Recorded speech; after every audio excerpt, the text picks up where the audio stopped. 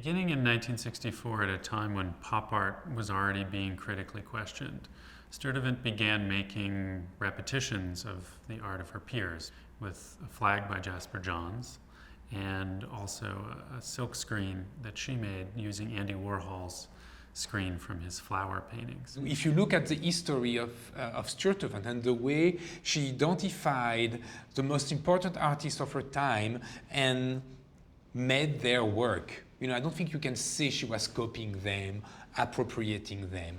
I think the best way to describe what she was doing is to say she was making other artists' work.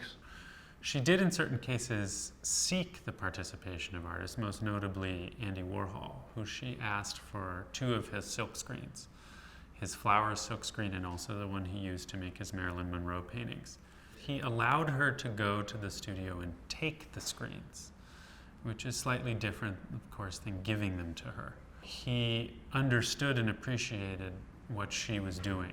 He had spoken in the years before she began making her versions of his work about how great it would be if everyone took up his silk screens and no one would know the difference between his and anyone else's. Our collection at MOCA has also very deep holdings in Bob Rauschenberg, in Jasper Johns, in Claes Oldenburg.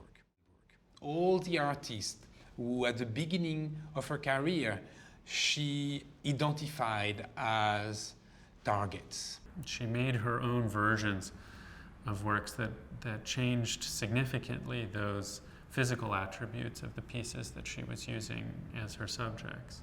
An early work of Roy Lichtenstein, for example, of a crying girl, only existed in Lichtenstein's work, in fact, as a print.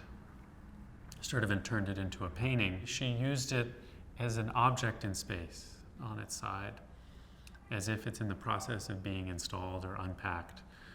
We don't really see a show of works that we would confuse with their originals. We see arrangements of those works in space, really as a form of installation art.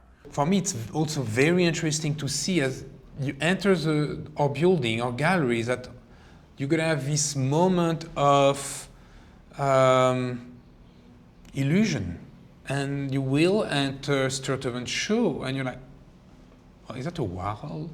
Is that a Warhol from MOCA's collection? Where am I? And this moment of confusion that she, I think, deliberately created with her work.